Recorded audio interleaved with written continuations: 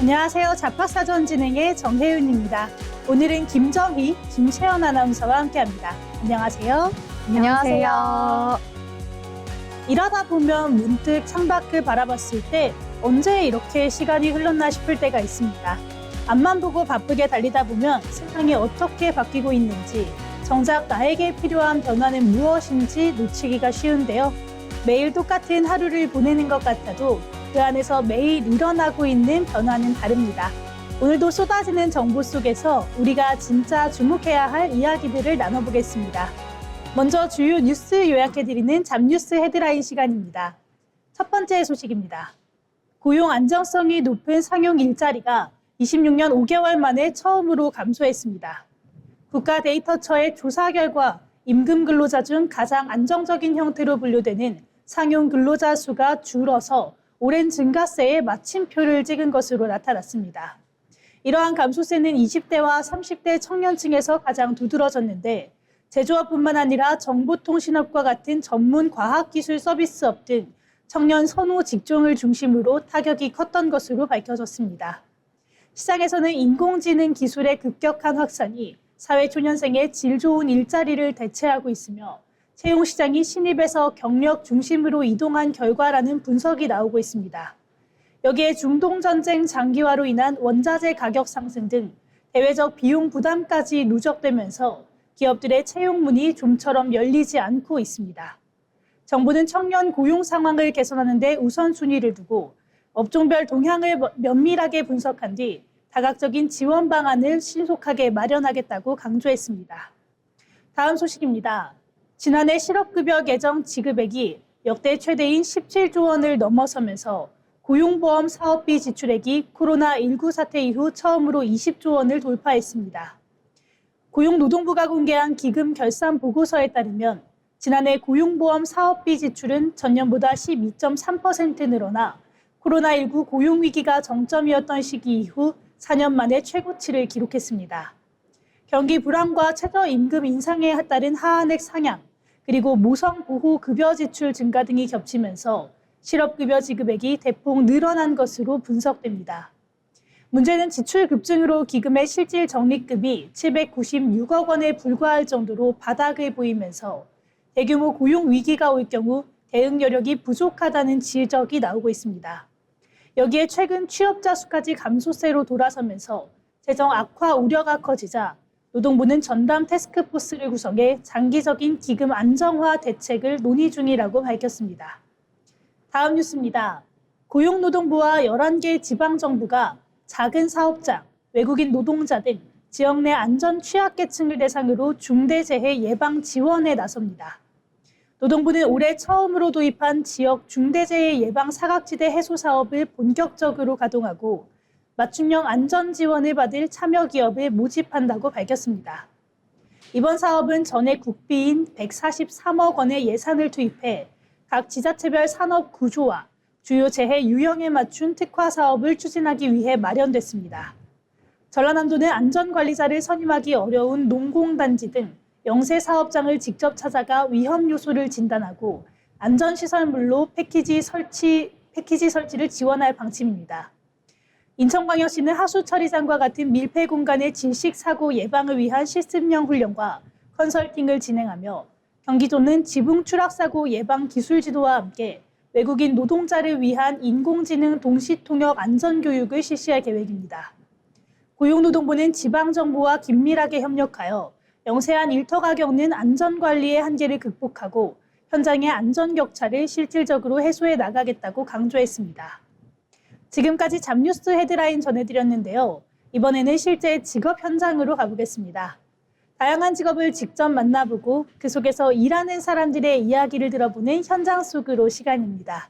오늘은 김정희 아나운서가 전해드립니다. 네, 어떤 날은 차분한 색상이 끌리고 어떤 날은 또 밝은 색을 선택하고 싶습니다. 그날의 기분에 따라, 마음에 따라 유난히 끌리는 색이 있기 마련인데요. 사실 이러한 선택에는 사람의 마음 상태가 담겨 있을 수 있습니다. 오늘 현장 속으로에서는 색으로 사람의 마음 상태를 들여다보는 사람들, 색채 심리 상담사에 대해 알아보겠습니다. 색채 심리 상담사는 색채 심리학을 바탕으로 색을 활용해서 내담자의 마음을 분석하는 일을 하는데요. 색을 매개로 자신의 내면을 이해하고 정서적 균형을 찾아가도록 돕는 거죠. 그림을 그리거나 색을 칠하는 과정으로 진행이 되는데요. 좋아하는 색이나 싫어하는 색을 떠올리면서 그림을 그리고 그 색과 관련된 경험이나 감정을 함께 이야기 나누는 방식으로 진행됩니다. 상담에서는 어떻게 색을 칠했는지가 중요한 정보가 되는데요. 색을 자유롭게 섞어서 쓰는 사람도 있지만 색을 덧칠해서 무언가를 덮는 시도를 하는 사람들도 있다고 합니다. 또한 색과 색 사이를 엄격하게 구분지어서 이 감정을 다소 억누르는 경향도 나타난다고 하는데요. 또 채도와 명도 또한 중요한 단서가 됩니다. 평소보다 채도가 높고 강렬한 색상을 쓴다면 그만큼 감정이 격해져 있다는 신호가 될 수도 있고요. 반대로 탁하고 또 채도가 낮은 색을 주로 쓴다면요. 마음이 다소 가라앉아 있거나 차분한 상태일 가능성이 높은 거죠. 이러한 색채 심리 상담은 다양한 현장에서 활용되고 있습니다. 유치원이나 아동, 청소년 상담센터에서는요, 말로 표현하기 어려운 감정들을 갖고 있는 아이들을 대상으로 색과 그림을 바탕으로 마음을 분석하는 일을 하게 되고요. 또 복지관, 데이케어 하우스, 요양원, 그리고 정신건강센터에서도 운영되고 있습니다. 이 색이라는 매개를 통해서 자연스럽게 마음을 꺼내놓을 수 있다는 점에서 활용 범위가 점점 넓어지고 있는 추세입니다. 그렇다면 이 색채 심리 상담사가 되기 위해서는 어떻게 해야 할까요? 이 자격은 국가 자격이 아닌 민간 자격으로 한국심리교육협회 발급기관에서 운영하는 교육과정을 통해 이 자격증을 취득할 수 있습니다.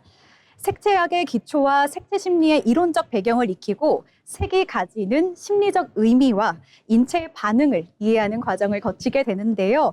다만 이 자격만으로 바로 현장에 진출하기보다는 미술 치료나 상담 관련 자격을 더 추가한 후에 색채 심리를 더한 다음 전문성을 확대해 나가는 것이 많습니다. 우리가 무심코 고르는 색 하나, 그리고 그 색을 칠하는 방식 하나에도 사실은 말로 다 표현하지 못한 사람의 마음이 담겨져 있습니다.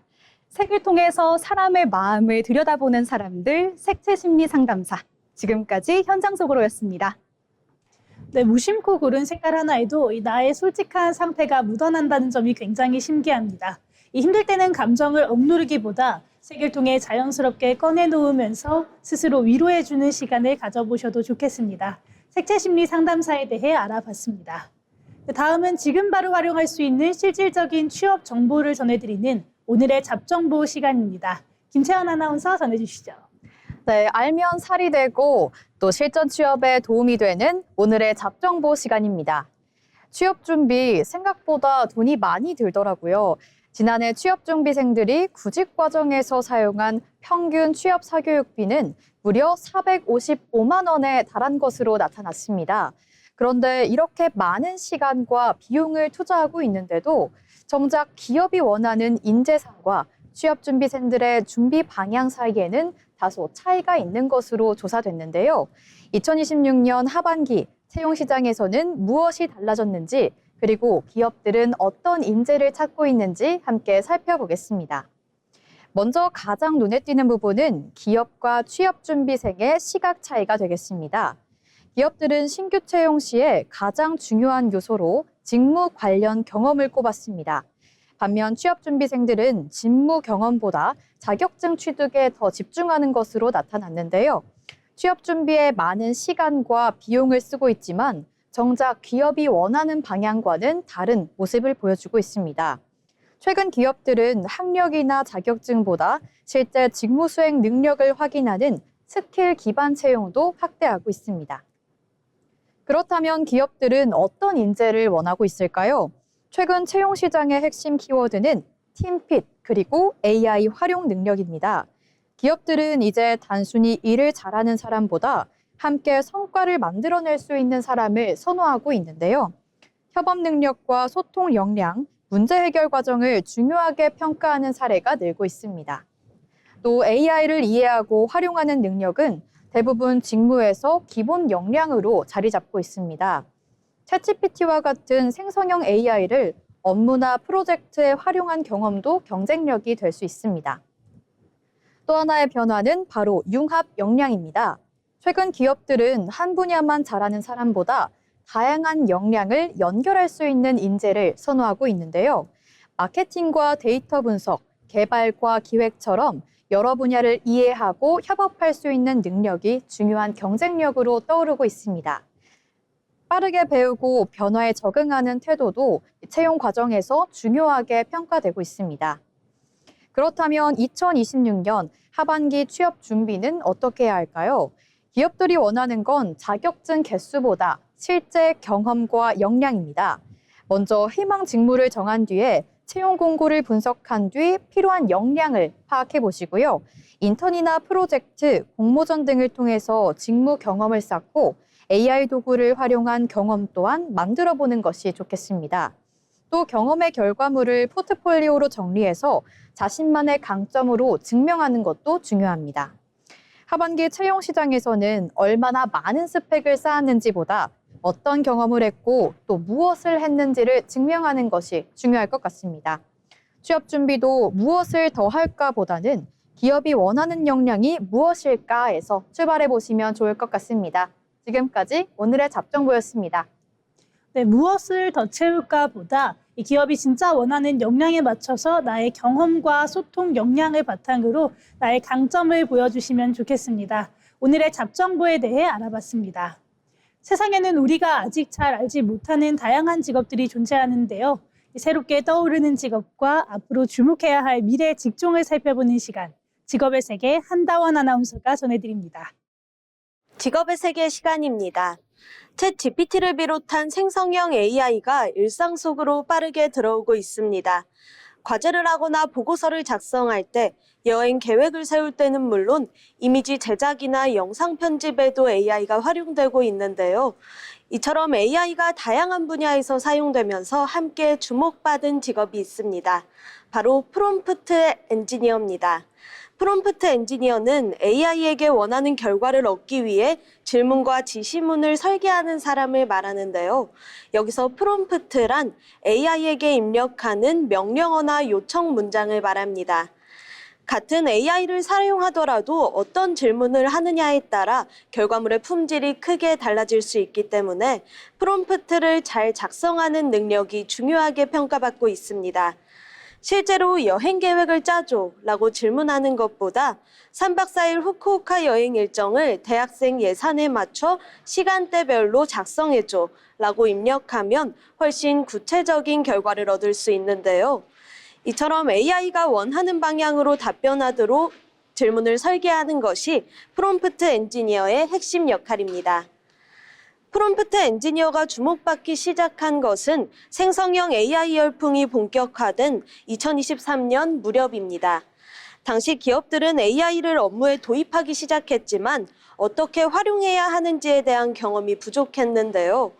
이에 따라 AI에게 효율적으로 지시를 내리고 원하는 결과를 얻어낼 수 있는 전문가에 대한 수요가 생겨난 겁니다. 일부 해외 기업에서는 프롬프트 엔지니어 채용 공고를 내며 높은 연봉을 제시해 화제가 되기도 했는데요. 한때는 가장 유망한 미래 직업 가운데 하나로 꼽히기도 했습니다. 그렇다면 지금도 프롬프트 엔지니어는 전망이 밝을까요? 전문가들은 직업의 형태가 조금 바뀌고 있다고 말합니다. 초기에는 프롬프트를 작성하는 것 자체가 전문 기술로 이어져 왔지만 최근에는 AI 성능이 크게 향상되면서 누구나 비교적 쉽게 원하는 결과를 얻게 되었습니다. 단순히 질문을 잘 만드는 사람만을 별도로 채용하는 사례는 점차 줄어들고 있습니다. 대신 자신의 전문 분야에 AI 활용 능력을 결합한 인재가 더욱 주목받고 있습니다. 예를 들어 마케팅 담당자는 AI를 활용해 광고 문구를 만들고 개발자는 코드를 생성하며 디자이너는 이미지 생성 AI를 활용하는 방식입니다. 즉, 프롬프트 작성 능력 자체가 하나의 직업이라기보다 다양한 직무에서 요구되는 핵심 역량으로 자리 잡고 있는 겁니다. 그렇다면 프롬프트 엔지니어에게 필요한 능력은 무엇일까요? 문제를 논리적으로 분석하고 원하는 결과를 명확하게 설명하는 능력입니다.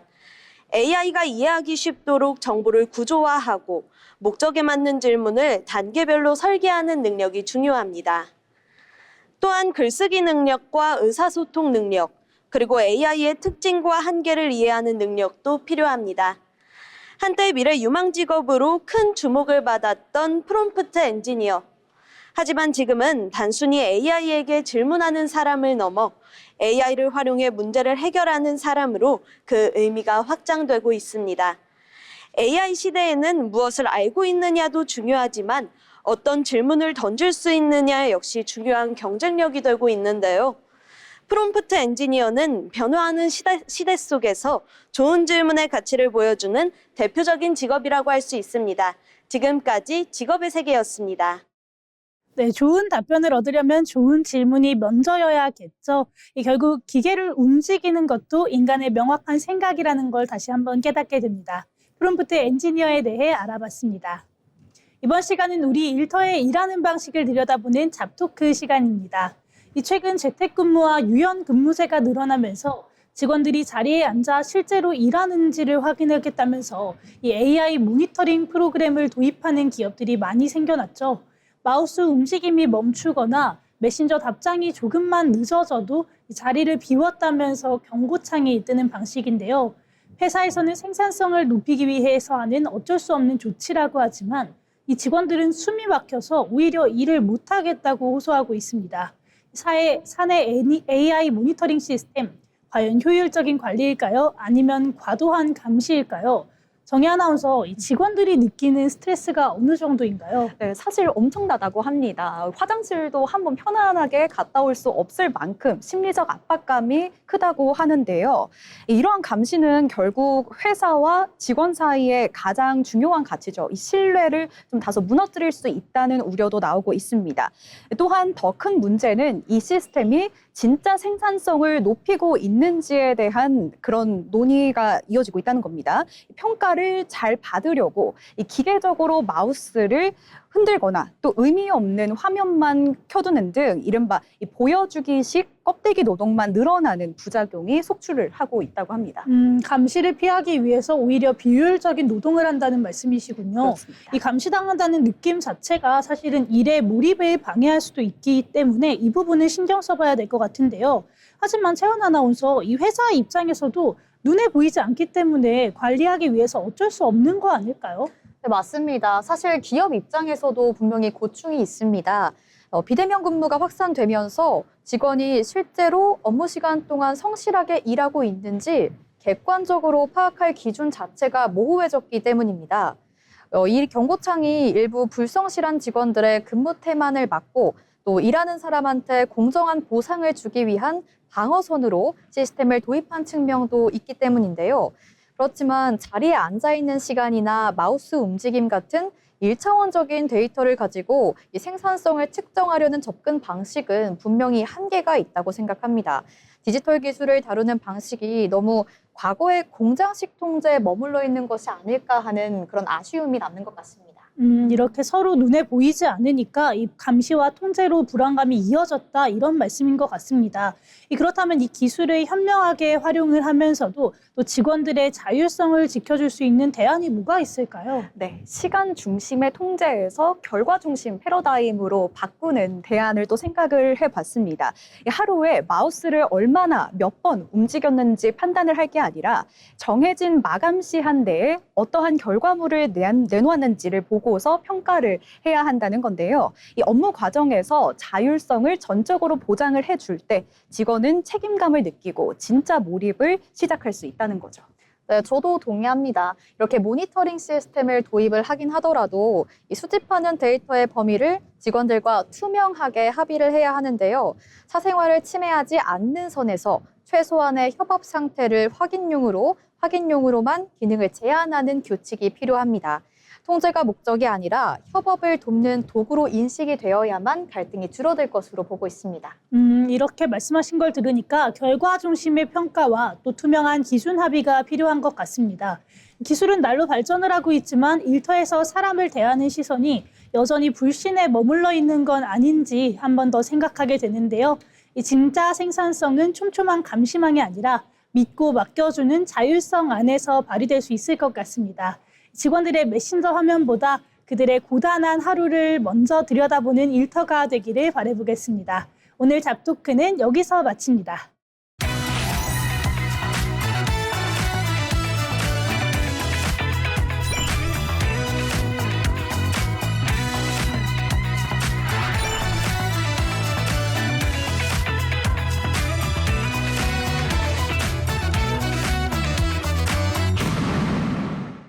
이렇게 빠르게 사회가 변화하고 있지만 그 와중에도 묵묵하게 자신의 길을 걸어가는 사람들이 있습니다. 평범하지만 특별한 일하는 사람의 인생 이야기, 자빈 스토리를 원호식 아나운서가 전해드립니다. 다양한 사람들의 삶과 이야기를 통해 이야기를 전해드리는 시간 자빈 스토리입니다. 요즘 전 세계에서 가장 주목받는 기업인 가운데 한 사람이죠. 바로 엔비디아의 CEO 젠슨 황인데요. 최근 한국을 방문해 SK그룹과 AI 협력 방안을 발표하며 다시 한번 화제를 모으기도 했습니다. 하지만 지금의 젠슨 황이 있기까지의 시작은 결코 화려하지 않았습니다. 오늘은 접시를 닦던 이민자 소년에서 AI 시대를 이끄는 기업가로 성장한 젠슨 황의 이야기를 만나보겠습니다. 젠슨 황은 1963년 대만에서 태어나 어린 시절 가족과 함께 미국으로 이주했습니다. 낯선 환경 속에서 적응해야 했던 그는 학업과 아르바이트를 병행하며 성장했는데요. 한 인터뷰에서는 식당에서 접시를 닦고 손님을 응대했던 경험이 지금의 자신을 단단하게 만들었다고 회상하기도 했습니다. 이후 오리건 주립대학교에서 전기공학을 전공했고 반도체 기업에서 엔지니어로 실무 경험을 쌓으며 기술에 대한 전문성을 키워갔습니다. 1993년 젠슨 황은 두 명의 동료와 함께 작은 식당에서 새로운 회사를 창립하게 됩니다. 그 회사의 이름이 바로 엔비디아였습니다. 당시 엔비디아는 지금처럼 유명한 기업은 아니었는데요. 특히 컴퓨터 그래픽 처리 장치인 GPU의 가능성을 믿고 과감한 투자를 이어갔습니다. 수차례 경영 위기를 겪기도 했지만 젠슨 황은 기술의 미래를 포기하지 않았고 결국 엔비디아는 게임 산업을 넘어서 AI 산업의 핵심 기업으로 성장하게 됩니다. 최근 생성형 AI 열풍이 불면서 엔비디아의 기술은 전 세계의 주목을 받고 있습니다. 챗GPT를 비롯한 다양한 인공지능 서비스가 엔비디아의 GPU를 기반하고 작동하고 있기 때문인데요. 젠슨 황은 단순히 반도체를 만드는 사람이 아니라 미래 산업의 방향을 제시하는 기업가로 평가받고 있습니다. 특히 그는 최근 한국을 방문해 AI 혁명은 이제 막 시작 단계라고 강조하면서 AI 인프라 구축의 중요성을 이야기하기도 했습니다. 그렇다면 젠슨 황은 어떻게 지금의 성공을 만들어냈을까요? 그는 여러 인터뷰에서 자신의 성공 비결로 행운보단 어려움을 견디는 힘을 꼽았습니다. 실제로 그는 스탠퍼드 대학교 졸업식 연설에서 위대한 사람에게는 위대한 지성이 아니라 위대한 회복력이 필요하다라고 얘기했는데요. 예상치 못한 실패와 시장의 변화 속에서도 포기하지 않고 끝까지 문제를 해결하려는 태도가 오늘의 엔비디아를 만들었다는 겁니다. 또한 그는 젊은 세대에게 완벽한 기회를 기다리기보단 지금 주어진 일을 통해 배우고 성장하라는 조언을 하기도 했는데요. 끊임없이 배우고 도전하는 자세가 빠르게 변화하는 시대를 살아가는 우리에게도 중요한 경쟁력이 되고 있다는 사실을 보여주고 있습니다. 젠슨 황의 삶이 우리에게 전하는 메시지는 바로 미래를 믿는 용기입니다. 당장 눈앞의 성과가 보이지 않더라도 자신이 옳다고 믿는 길을 꾸준히 걸어가는 것, 남들이 주목하지 않던 기술의 가능성을 믿고 30년 넘게 한 길을 걸어온 결과가 오늘의 엔비디아를 만들었습니다. 우리는 종종 변화가 두렵고 새로운 도전을 망설이기도 하는데요. 어쩌면 중요한 것은 미래를 정확하게 예측하는 것이 아니라 스스로의 가능성을 믿고 한 걸음씩 나아가는 용기일지도 모릅니다. 접시를 닦던 이민자 소년에서 세계 AI 산업의 중심에 선 젠슨 황의 이야기는 출발점이 우리의 가능성을 결정하지 않는다는 사실을 보여줍니다. 지금 당장은 평범해 보이는 선택과 노력이 언젠가는 예상하지 못한 기회로 이뤄질 수 있는데요. 오늘 자빈 스토리가 새로운 도전을 준비하고 있는 분들께 작은 용기와 영감이 되었기를 바랍니다. 지금까지 자빈 스토리였습니다. 네, 당장 눈앞의 결과가 보이지 않더라도 나를 믿고 끝까지 문제를 해결해 나가는 끈기가 결국 예상치 못한 기회를 만든 것 같습니다. 이 젠슨 황에 대해 알아봤습니다. 이번 시간은 경제로 보는 일터입니다. 경제의 변화는 곧 일의 방식과 일자리의 모습에도 영향을 미치는데요. 이번 시간에는 경제의 흐름을 통해 산업과 일터의 변화를 함께 들여다보겠습니다. 김하일 아나운서가 전해드립니다. 경제 흐름이 산업과 우리의 일자리에 어떤 변화를 가져오는지 살펴보는 시간, 경제로 보는 일터입니다. 예전에는 중고거래라고 하면 중고책이나 생활용품을 사고 파는 정도로 생각하는 경우가 많았습니다. 하지만 지금은 다릅니다. 의류와 전자기기는 물론이고 명품과 자동차까지 거래되는 시장으로 성장하고 있는데요. 최근에는 중고거래가 하나의 소비 문화로 자리 잡으면서 관련 산업도 빠르게 커지고 있습니다. 오늘은 중고거래 시장의 성장이 산업과 일자리에 어떤 변화를 만들고 있는지 살펴보겠습니다. 중고거래 시장이 성장하는 배경에는 소비 방식의 변화가 있습니다. 고물가가 이어지면서 합리적인 소비를 추구하는 사람이 늘고 있는데요. 필요한 물건을 저렴하게 구매하고 쓰지 않는 물건은 다시 판매하는 문화가 확산되고 있습니다. 여기에 모바일 플랫폼의 발달도 영향을 미쳤습니다. 스마트폰만 있으면 누구나 쉽게 거래할 수 있는 환경이 만들어진 건데요. 이제 중고거래는 단순한 개인 간 거래를 넘어서 하나의 거대한 시장으로 성장하고 있습니다. 실제로 관련 산업도 빠르게 확대되고 있습니다. 대표적으로 중고거래 플랫폼들이 성장하고 있는데요. 과거에는 개인 간 거래를 연결하는 역할에 머물렀다면 최근에는 배송과 결제, 검수 서비스까지 제공하고 있습니다. 특히 고가 상품 거래가 늘어나면서 신뢰를 높이기 위한 서비스 경쟁도 치열해지고 있는데요. 중고거래 플랫폼은 단순한 거래 공간을 넘어 하나의 유통 플랫폼으로 진화하고 있습니다. 중고거래 시장의 성장은 다른 산업에도 영향을 미치고 있습니다. 대표적인 분야가 리커머스 산업인데요. 리커머스는 사용하던 제품을 다시 판매하는 산업을 의미합니다. 의류와 명품, 전자제품까지 활용 범위가 넓어지고 있습니다. 기업들도 중고 제품을 직접 매입하거나 재판매 사업에 뛰어들고 있는데요. 새 상품 중심이었던 유통구조가 순환형 구조로 변화하고 있는 겁니다. 이 같은 변화는 일자리의 모습에도 영향을 주고 있습니다. 우선 검수와 품질 관리 분야의 중요성이 커지고 있습니다. 특히 명품이나 전자제품 거래에서는 정품 여부를 확인하는 과정이 중요해지고 있는데요. 또 물류와 배송, 플랫폼 운영 분야의 수요도 늘고 있습니다. 데이터 분석과 고객 관리, 거래 안전 시스템을 담당하는 직무 역시 확대되고 있습니다. 결국 중고거래 시장의 성장은 새로운 형태의 일자리를 만들어내고 있는 겁니다. 결국 중고거래 시장의 성장은 단순히 물건을 다시 판매하는 현상에 그치지 않고 있습니다. 소비와 유통, 그리고 자원 활용 방식까지 바꾸고 있는 건데요. 이 과정에서 산업의 구조와 필요한 인력의 모습도 함께 변화하고 있습니다. 이제 중고거래는 절약을 위한 소비를 넘어 하나의 경제 활동으로 자리 잡고 있다는 분석도 나오고 있습니다. 한 번 쓰고 버리는 시대에서 다시 활용하는 시대로 중고거래 시장의 성장은 소비 방식뿐 아니라 산업과 일자리의 모습까지 변화시키고 있습니다. 익숙한 거래 문화의 변화 속에서 새로운 기회가 어떻게 만들어지고 있는지 계속해서 주목해 볼 필요가 있겠습니다. 지금까지 경제로 보는 일터였습니다. 네, 중고거래가 단순히 돈을 아끼는 차원을 넘어서 또 새로운 산업과 일자리를 만들어내는 건강한 순환의 흐름이 됐습니다. 오늘 경제를 보는 일터 함께 알아봤습니다. 이번 시간은 데이터로 본 일터, 잡 이슈 시간입니다. 통계와 데이터를 통해 요즘 노동시장에서 나타나는 변화를 살펴보는 시간인데요. 정희 아나운서, 오늘은 어떤 이야기 나눠볼까요? 네, 요즘 채용 공고를 보면 분위기가 많이 바뀌었다는 걸 느낄 수 있을 겁니다. 매년 봄, 가을마다 열렸던 이 공채 시즌이 점점 사라지고 있는 건데요. 한때는 대부분의 대기업이 택했던 보편적인 채용 방식이 공채였는데 이제는 다소 예외적인 사례가 되고 있습니다. 정기 공채가 거의 사라졌다는 건데 그럼 그 자리를 채운 게 수시 채용이라고 할 수 있을까요? 네, 맞습니다. 그리고 그 변화의 속도는 빠르게 또 진행이 되고 있는데요.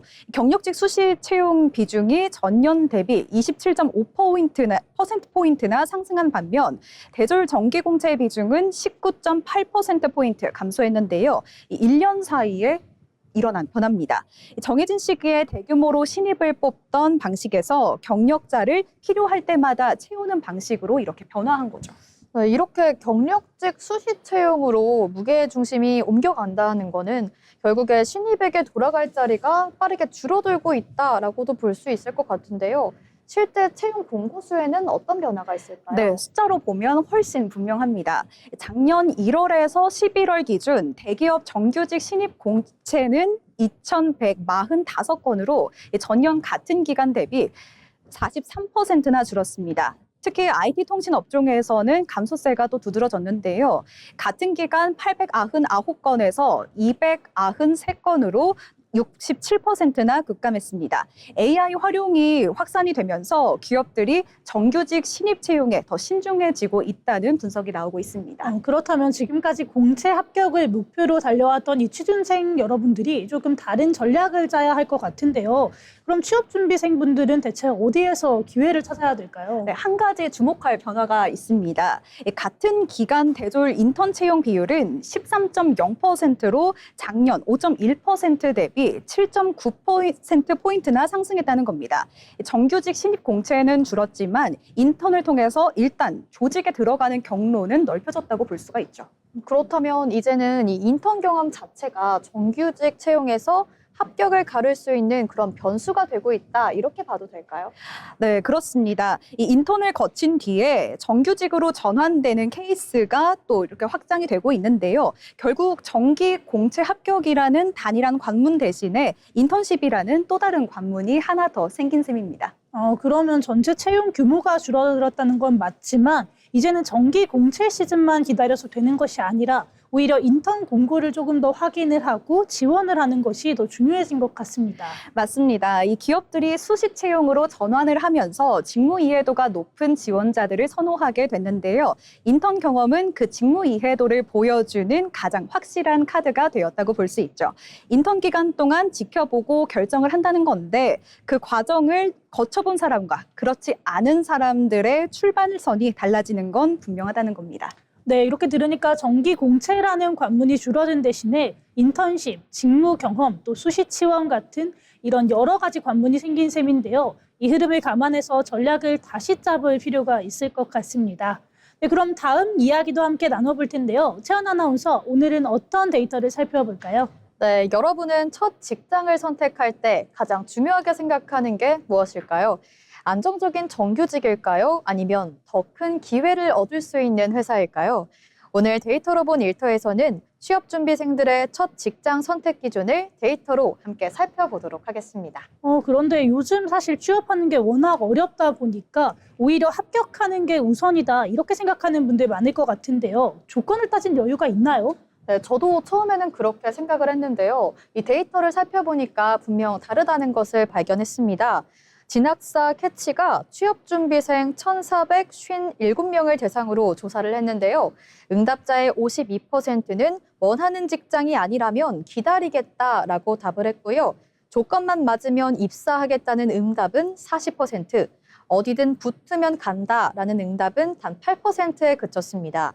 결국 응답자의 92%가 첫 직장을 고를 때 뚜렷한 기준 그리고 조건을 따지고 있는 셈입니다. 생각보다 훨씬 더 높은 비율인 것 같은데요. 이제는 여러 가지를 고려하고 나에게 최적화된 그 직장을 선택하겠다, 이렇게 또 볼 수가 있겠네요. 네, 맞습니다. 그렇다면 이 중소기업 정규직 그리고 대기업 계약직 중에 어떤 선택을 했을까요?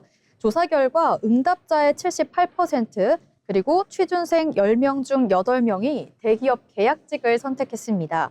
대기업 계약직을 선택한 이유로는 이후에 커리어에 도움이 될 것 같아서가 68%로 가장 높았고요. 이어서 배울 점이 더 많을 것 같아서가 15%, 정규직 전환 가능성에 대한 기대가 9%, 그리고 복지와 근무 환경이 좋을 것 같아서가 8% 순서로였습니다.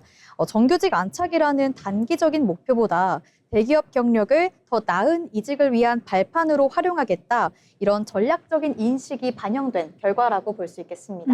계약직이라도 이름 있는 기업에서 이렇게 커리어를 쌓겠다라는 의지가 강한 건데요. 커리어를 먼저 보는 게 굉장히 중요해졌군요. 네, 맞습니다. 반면에 이 중소기업 정규직을 택한 응답자들은요, 고용 안정성이 더 중요해서를 50%로 가장 많이 꼽았고요. 정규직 경력이 이직에 유리할 것 같아서가 26%, 그리고 실무를 폭넓게 경험할 수 있어서가 13% 순이었습니다. 같은 첫 직장인데도 불구하고 이렇게 바라보는 게 좀 다른 걸로 볼 수 있습니다. 네, 그렇다면 실제로 입사를 결정할 때 가장 중요하게 보는 조건들도 좀 구체적으로 궁금해지는데요. 네, 조사 결과를 살펴보면 1위는 바로 연봉으로 41%를 차지했습니다. 이어서 성장 가능성과 직무 경험이 22%, 기업 규모와 인지도가 13%로 뒤를 이었는데요. 반면 고용 안정성, 복지, 워라밸은 각각 7% 수준에 그쳤습니다. 또 흥미로운 점은 원하는 조건이 아니라도 입사를 긍정적으로 검토할 수 있게 만드는 요인 역시 연봉이었다는 건데요. 응답자의 48%는 연봉이 일정 수준 이상 높다면 입사를 고려할 수 있다라고 대답을 했고, 직무 경험을 확실히 쌓을 수 있다면 타협할 수도 있다라는 의견도 22%로 뒤를 이었습니다. 사실 연봉은 당장의 생활과 직결이 되기 때문에 1위인 게 너무나도 이해가 잘 가는데요. 그런데 눈높이를 낮추는데도 결국엔 연봉이 핵심인 게 굉장히 흥미롭네요. 네, 결국 지금 얼마를 받느냐, 그리고 앞으로 얼마나 더 성장을 할 수 있느냐, 이 두 가지를 함께 보는 것 같은데요. 네, 맞습니다. 과거에는 정규직 여부와 안정성이 가장 중요한 선택의 기준이었다면요. 이제는 어떤 경험을 쌓을 수 있는지, 또 이후 커리어에 어떤 도움이 되는지를 더 중요한 선택 기준으로 삼고 있습니다. 첫 직장을 평생 직장이 아니라 경력의 출발점으로 바라보는 시각이 강해졌다고 볼 수 있는데요. 데이터는 지금의 취업준비생들이 안정성보다 간판, 그리고 커리어 확장성, 또 성장 가능성을 더 중요하게 생각하고 있다는 것을 분명하게 보여주고 있습니다. 첫 직장의 조건, 이제는 얼마나 성장할 수 있는가로 바뀌고 있습니다. 지금까지 데이터로 본 일터였습니다. 네, 이렇게 들으니까 청년들이 첫 직장을 선택하는 게 얼마나 힘들지 느껴지는데요.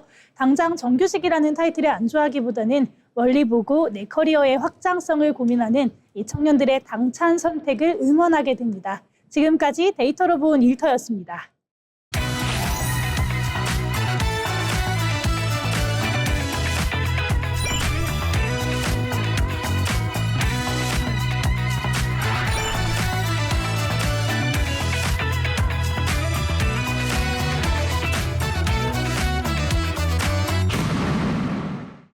네, 이번 시간은 기업의 특징과 산업 트렌드를 살펴보는 시간, 기업사전 기업을 알고 잡자입니다. 고영주 아나운서가 준비했습니다.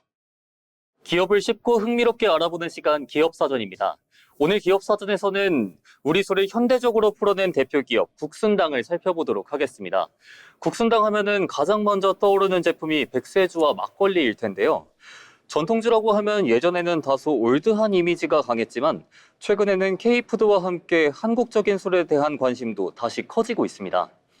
이번 시간에는 국순당의 사업 구조와 성장 포인트, 그리고 앞으로의 과제까지 함께 살펴보겠습니다. 국순당은 전통주를 전문으로 생산하고 판매하는 기업입니다. 대표 제품으로는 약주인 백세주, 그리고 국순당 생막걸리가 있는데요. 백세주는 국순당을 대중에게 널리 알린 상징적인 브랜드이고, 막걸리는 회사가 꾸준히 가져가고 있는 핵심 제품군입니다.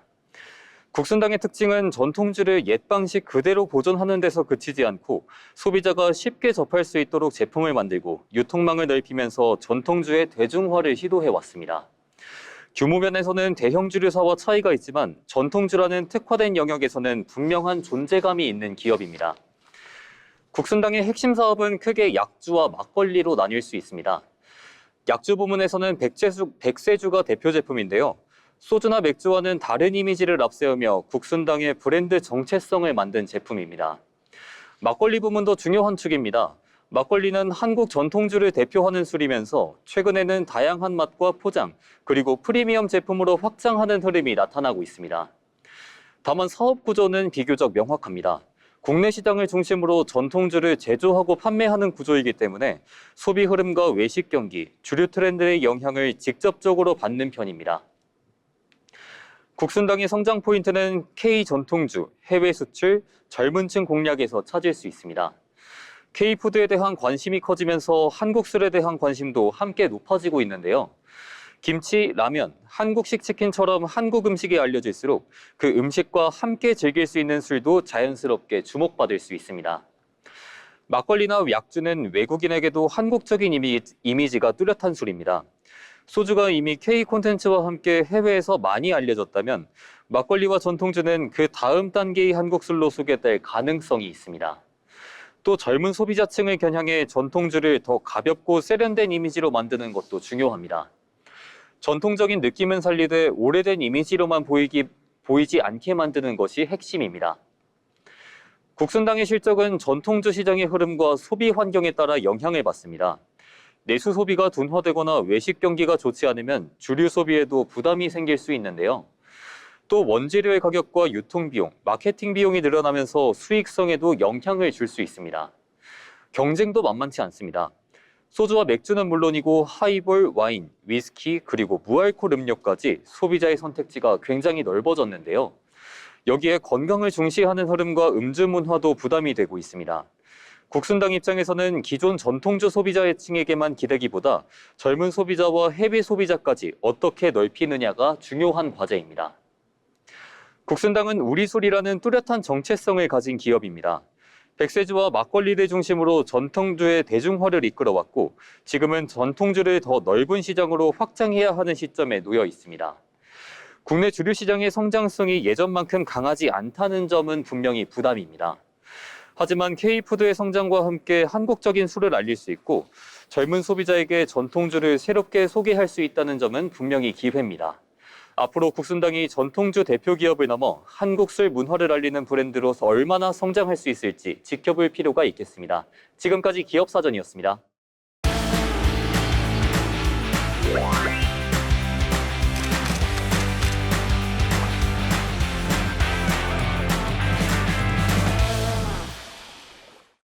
네, 전국의 축제와 핫플레이스를 소개해드리는 어디 갈까 시간입니다.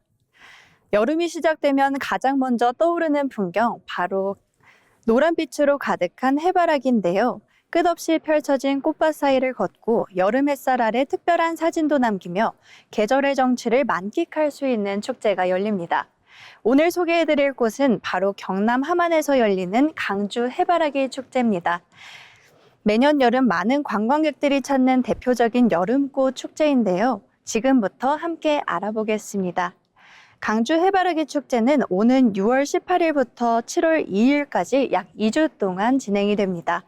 축제가 열리는 곳은 경남 함안군 법수면에 위치한 강주 해바라기 마을인데요. 입장료는 3,000원이며 장애인과 미취학아동, 법수면 주민, 그리고 만 70세 이상은 무료로 입장할 수 있습니다. 매년 지역을 대표하는 여름 축제로 자리 잡으며 많은 방문객들의 발길이 이어지고 있습니다. 이번 축제의 가장 큰 볼거리는 단연 해바라기 군락지입니다. 축제장 곳곳에는 수많은 해바라기가 만개해 노란빛 장관을 만들어내는데요. 끝없이 펼쳐진 꽃밭은 보기만 해도 여름의 에너지가 느껴질 만큼 압도적인 풍경을 선사합니다. 특히 푸른 하늘과 해바라기가 어우러진 풍경은 많은 방문객들이 찾는 대표 포토 명소로 꼽힙니다. 다양한 포토존도 마련되어 있습니다. 축제장 곳곳에는 방문객들이 특별한 추억을 남길 수 있도록 다양한 테마의 포토 스팟이 준비되어 있는데요.